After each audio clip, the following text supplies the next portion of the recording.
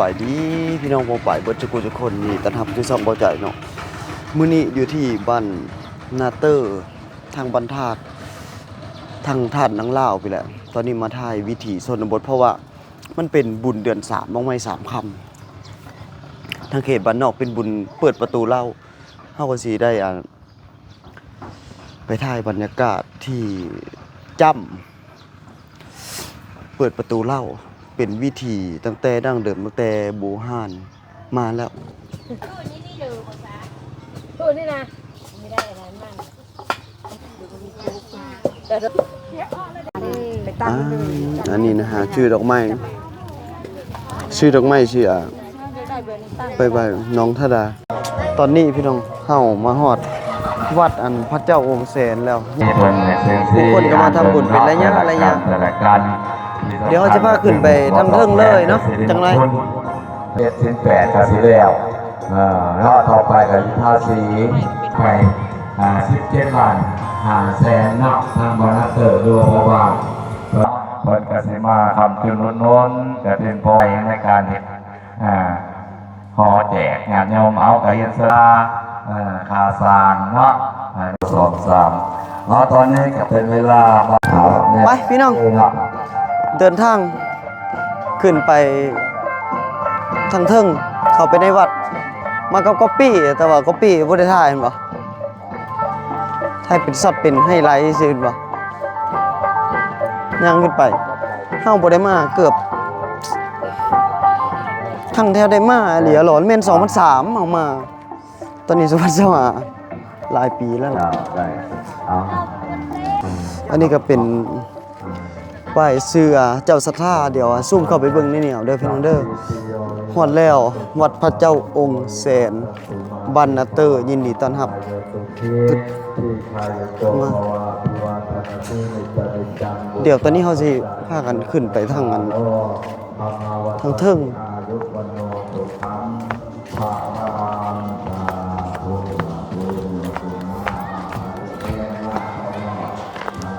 นี่เป็นศาลาก็คือมามัดคอต่อแขนอยู่ในนี่ก่อนที่จะขึ้นไปทางเทิงอันนี้ก็เป็นกิจกรรมอีกอย่างหนึ่งเพราะที่จริงนะมันต้องได้แห่อ้อมบ้านเพราะว่าบุญเปิดประตูเราแต่เฮาบ่ทันตื่นสายพดก็เลยบ่ได้ขึ้น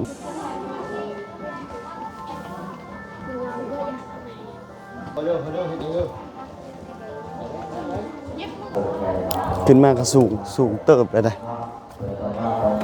ทุกคนหลายได้ขึ้นมาลุ่มลื่นดีเย็นขนาด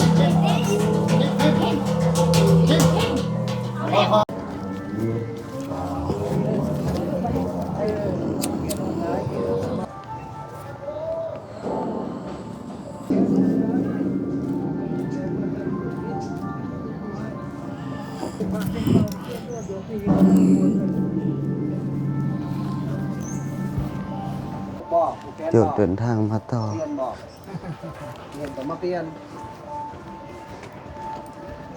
เดี๋ยววันนี้เขาสี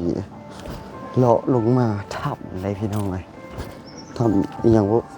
ทำเลยสิโดยสบายดีจ้าบ่เตียงบ่ได้มาที่บ่ฮู้คือกันได้คนซ้ายเนาะแม่น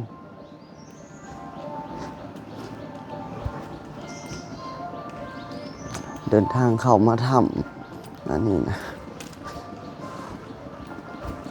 อันนี้เป็นถ้ำฤาษีเข้ามาทางในพี่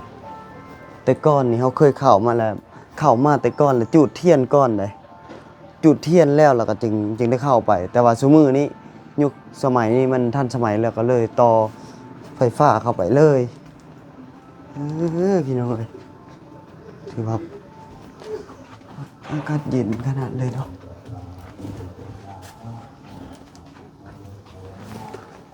สังเกตเบิ่งบ่อันนี้นะคือย่อยหินผาได้นี่นะเห็นบ่สังเกตเบิ่งเป็นย่อยหินผาอันนี้นะเข้ามากราบมาไหว้หน่อยนึง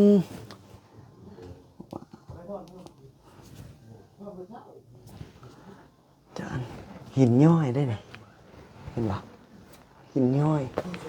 หลายหมื่นปีหลายแสนปีก็จะได้ตกผลึกเป็นแบบนี้นะบ่แม่นธรรมดาได้เย็นเนาะอยู่นี่เนาะเย็นนี่ดิมันเย็นหินนี่ได้ทั้งที่อากาศก็หน่อยได้อยู่นี่นะอยู่นี่นะสามารถแบบอยู่ได้เป็นครอบครัวได้เลยนะอยู่ในนี่นะทำมาเนาะหลายคนเข้ามาเดี๋ยวออกไปก่อน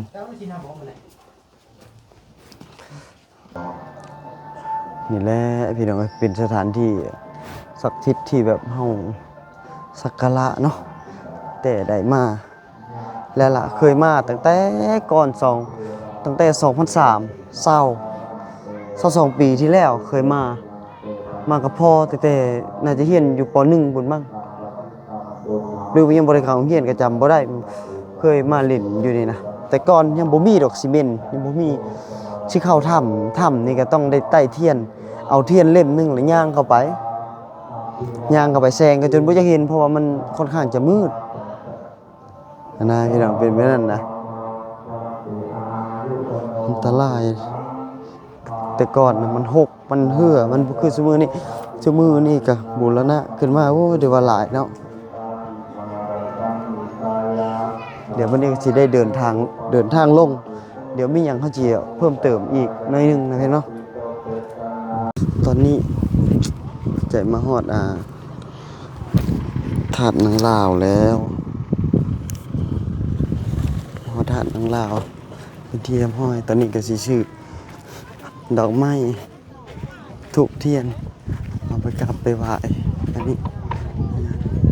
แล้ว 8-9 มื้อ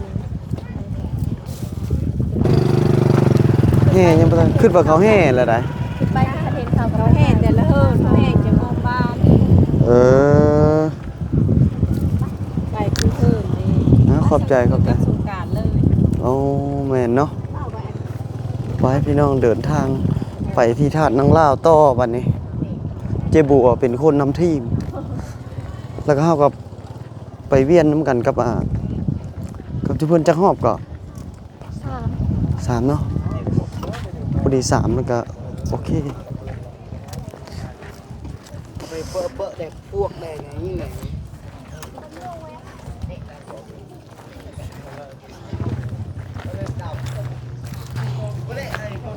มาตั้งแต่ยังบ่ทันได้บุกปู่แล้วนะบ่ได้พี่น้อง เอาไปเข้าทางหน้าปะไปออนทางหน้าปะ ข้างหน้าบ่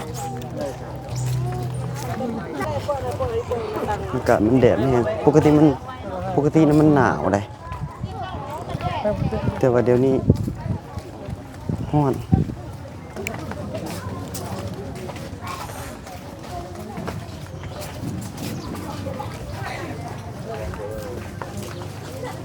คนกำลังเวียนอยู่เดี๋ยวจิพามาเบิ่งน้ำสั่งแก้ว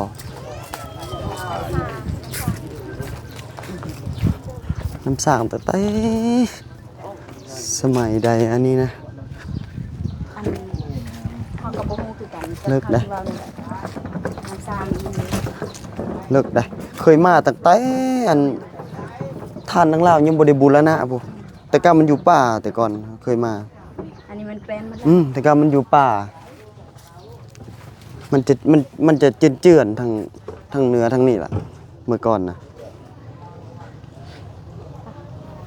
หลายปีแล้วล่ะแต่ว่ารูปเก่ามันเขายังค้นหาได้อยู่นามตามมันอินเทอร์เน็ตนะ Google เขาเคยค้นหาอยู่แต่ว่ามันน่าจะก่อน2010นะที่จะสามารถนั้นหาคนรูปเก่าได้อันนี้ตอนนี้เรากำลัง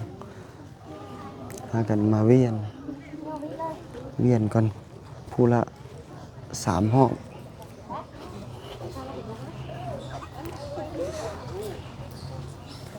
3 ห้องแล้วก็บัดนี้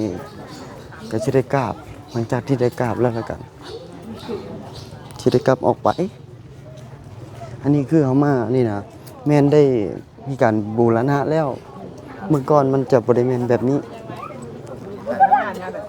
แต่เฮาก็สิหารูปภาพเก่าๆตามอินเทอร์เน็ตอันแบบเก่าๆนั่น ให้เบิ่งประมาณ10 กว่าปีที่แล้วเกือบ20 ปีพุ่นละแล้วมันจะมีอยู่ ปลาที่หลายเนาะเห็นเฮาบ้างใหญ่เจอกูเนี่ย